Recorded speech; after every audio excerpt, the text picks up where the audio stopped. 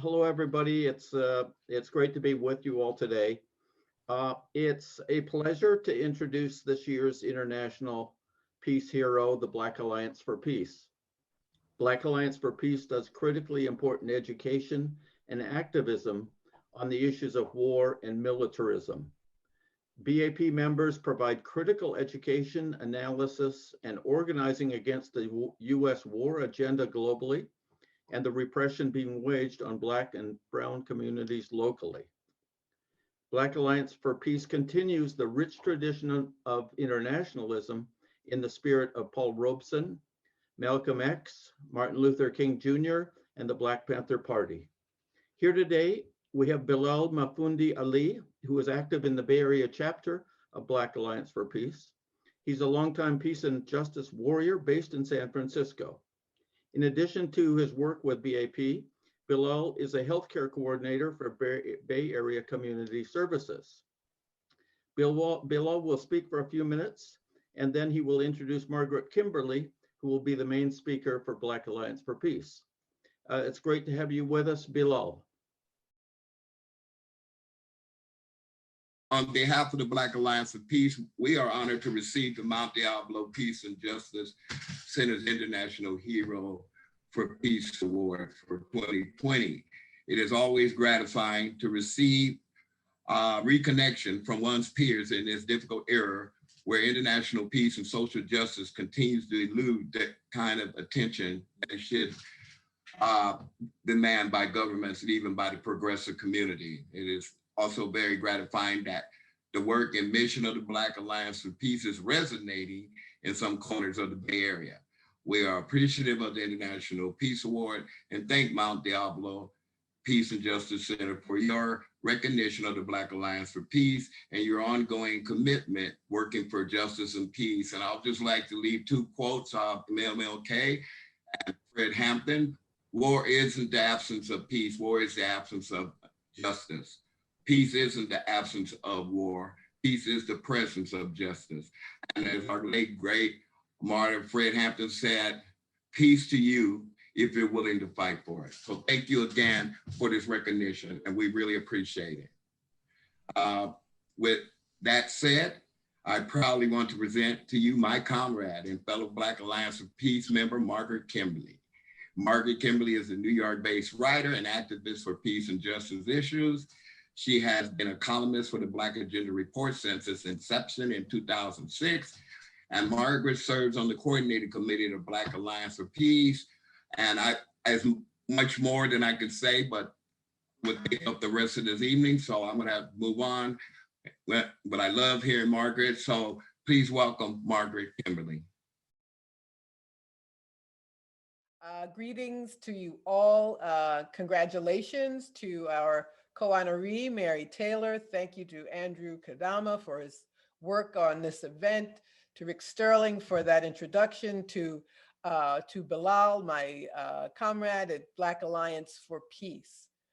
On behalf of the Black Alliance for Peace membership and our leadership in the coordinating committee, our national organizer, Jamu Baraka, I wanted to thank the Mount Diablo Peace and Justice Center for choosing to honor BAP at your 12th annual awards ceremony. We understand the importance of solidarity domestically and internationally, and recognition such as this plays an important part in supporting the work of our friends and comrades. I'm really delighted that Black Alliance for Peace is considered an international peace hero. That is how we like to think of ourselves, as people who strive to work for peace, and that is always an heroic effort in a country such as ours. This is a very important moment to affirm the importance of peacemaking. We are always told that peace is an impossibility, and that the very thought of working towards this end is the height of naivete. We're told we should be grown-ups who understand that you can't make an omelet without breaking eggs. That is to say that imperialism, state violence, interventions, invasions, proxy wars, and sanctions are an intrinsic right of the American state. and that in the 21st century, people can, with a straight face and without a hint of irony, talk about the Monroe Doctrine and claim that the US has the right to decide who governs Venezuela, or punish Cuba or Nicaragua for daring to have leftist governments, or kidnap the president of Haiti and follow that crime with occupation, which led to a cholera epidemic, and US puppet governments that allow that nation to be a site for sweatshops and resource theft. Black Alliance for Peace is a people-centered, Black-led organization, and we are committed to revitalizing the pro-peace, anti-imperialist positions of the Black radical movement. That is necessary decades after the liberation movement was destroyed through brute force, through COINTELPRO and other state actions, and the ascendance of the neoliberal agenda, which has given us a duopoly comprised of a far-right party and a center-right party. Actually, by past standards, I'm not even sure we have a center-right party anymore. Our work is often complicated, as we've seen in the past year. 2020 was a tumultuous year that began with the pandemic that is still unconquered and a police murder that reverberated around the world. The movement that began after the killing of George Floyd inspired millions of people in this country and around the world. But even that was not simple to respond to. The cry for an end to the modern day police lynch mob was a righteous one, but coming to a consensus which addresses the issues of peace as it should have was not easy. As we said in Black Alliance for Peace statements, quote, "It is a moral and political contradiction to advocate for a kinder and gentler police force in the belly of the empire, while it is unleashing murderous violence around the world against Africans and other colonized people. We will continue making the connections and organizing, despite the confusion being spread by opportunists aligned with white power and the US state," unquote. Making the connections is something we are devoted to doing. We all must be. We live in a country where 60% of discretionary spending is used for the military. It is literally why we cannot have nice things. We cannot have housing for the unhoused, public education, healthcare, or a public infrastructure when so much money is used to make war. That war making impacts us, not just in those ways. If we are not careful, we may find ourselves tacitly or even openly accepting the system just because it is one we see defended and amplified. 2020 was tumultuous for another reason. It was a presidential election year, that quadrennial event which spits out defenders of imperialism and neoliberalism, but that also takes up the oxygen in the room, as the saying goes, and leads people like ourselves to think that they have but one option, and that is to choose an alleged lesser evil. Joe Biden has been president since January 20th, and on January 22nd, it was announced that the US deployments in Syria will not only continue, but increase. This particular crime began in 2011 during the Barack Obama administration, continued under Donald Trump, and now continues under Joe Biden. Now, I know that Syria is an issue of contention among those of us who generally agree about other issues, other foreign policy issues. But I hope we can all agree that the US has no right to fund and arm jihadists to destroy another country.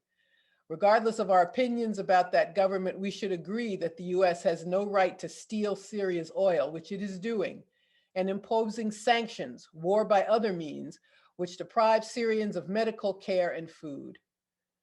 I add that neither the American people nor Congress had any say in these deployments in Syria. There was no vote in Congress or among the people that gave permission for this crime to be committed against millions of people. That's what we're up against now, a system which is committed to continuing violence and chaos around the world, doing so in our names, and preventing anyone who opposes these actions from having attention in the corporate media, running for office, or having their voice heard in the establishment narrative. That is why it is so important that we've all chosen to be together on this day.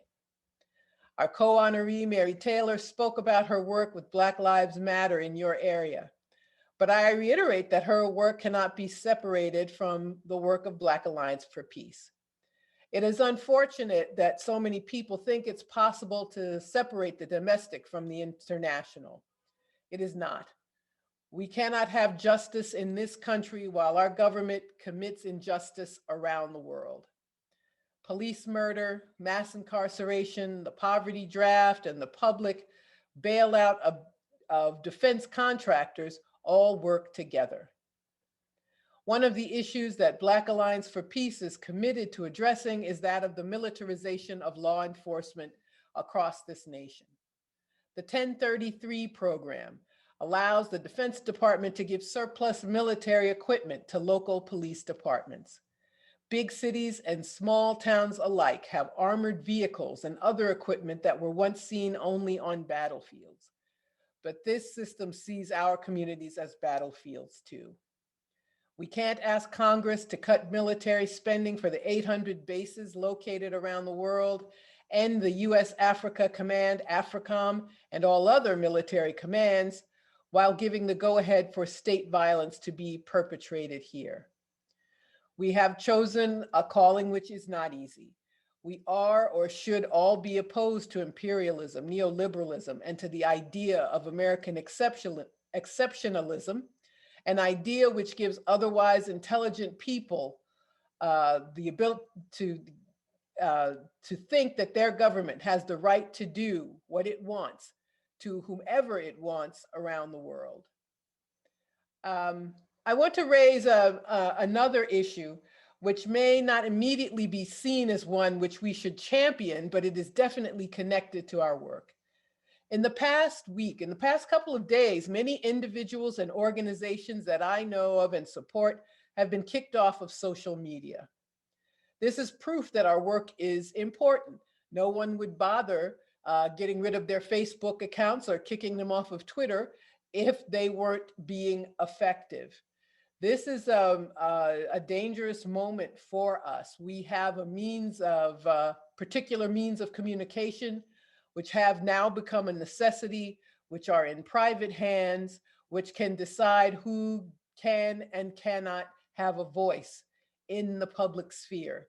However we feel about Donald Trump or Steve Bannon being platformed, we have to find a way to speak to the fact that everyone should have the right to be heard, and that these platforms ought to be public utilities that are regulated by the government. And until that happens, we can have the Atlantic Council, which is NATO, telling Facebook who should and should not be allowed to speak out. So that's just food for thought for all of us at this moment. So I urge you all, if you've not done so already, to check out our website, blackallianceforpeace.com. We're on Facebook, of course, for now, anyway.